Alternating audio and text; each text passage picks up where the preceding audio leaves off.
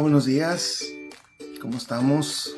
Gusto estar aquí con ustedes una vez más para un pensamiento corto de 5 minutos y para recordarles un texto que seguramente ya has leído en la palabra de Dios, y si no, pues te va a encantar esta mañana que te comparta lo que dice en la carta a los Hebreos en el capítulo 9.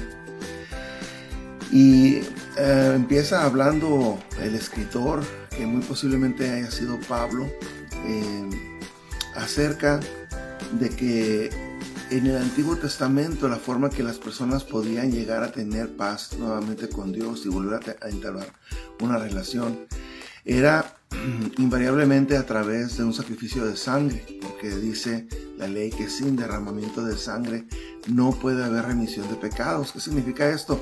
Que alguien tiene que pagar la paga del pecado. La paga del pecado es muerte, dice la Biblia, pero la dádiva de Dios, el regalo de Dios, es vida eterna en Cristo Jesús.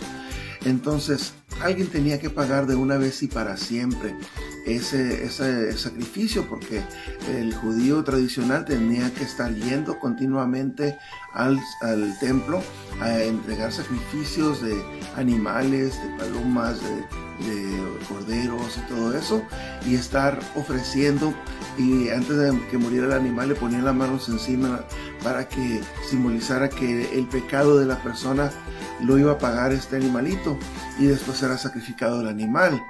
Pero todo esto apuntaba proféticamente hacia la llegada de un cordero que hiciera permanente el sacrificio y que fuera tan completo y tan absoluto que solo con un sacrificio hiciera santos a todos los pecadores, ¿no?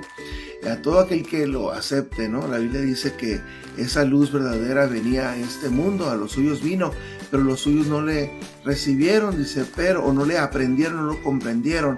Y luego dice, pero los que le recibieron, a ellos les dio potestad de convertirse en hijos de Dios. ¿Cómo puede un pecador nacido en pecado y que todas sus obras son maldad, ¿verdad? La Biblia dice que aun queriendo hacer lo bueno, hacemos lo malo, ¿verdad? Entonces solamente aquel que acepta a Jesucristo en su plenitud, dice, viene a ser un hijo de Dios.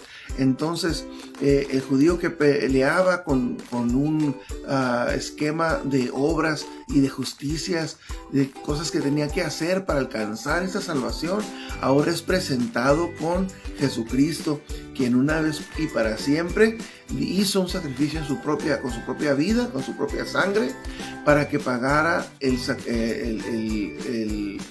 precio del pecado de toda la humanidad. ¿Por qué? Porque también Pablo lo dice, si una persona estuviera dispuesto a morir por su pecado, pues moriría por su propio pecado, pero no te alcanza para pagar el pecado de otros. Solamente uno que no haya pecado jamás podría, ¿verdad?, saciar de una vez y para siempre la justicia de Dios. Así que ahora dice en Hebreos capítulo 9 versículo 15, porque si la sangre de los toros y de los machos cabríos y la ceniza de las becerras rociados a los inmundos santifica para la purificación de la carne, cuánto más la sangre de Cristo, el cual mediante el Espíritu Eterno se entregó a sí mismo a Dios sin mancha, limpiará vuestras conciencias de obras muertas para que sirváis al Dios vivo. Y es bueno que te la sepas de memoria, ahí te lo dije de memoria.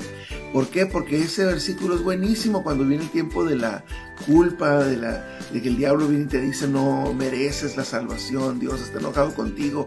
Óyeme, si en el Antiguo Testamento la persona era perdonada con la sangre de machos cabríos, ¿cuánto más la sangre de Cristo, el cual mediante el Espíritu Eterno se entregó a sí mismo a Dios sin mancha, limpiará nuestras conciencias de obras muertas para que sirvamos al Dios vivo? Ese versículo recomendado 9:13 de Hebreos, memorízalo el día de hoy. Te lo dejo ahí para que se lo digas al diablo en la cara, para que se lo digas a cualquiera que te diga, ¿y tú qué te crees santo? Y ya porque vas a la iglesia, porque lees la Biblia, pues no seré muy santo, ¿verdad? Pero creemos que en el Señor, en su gracia, alcanzamos la salvación de los santos. Y Él nos hace santos en el proceso. Dios te bendiga, nos vemos.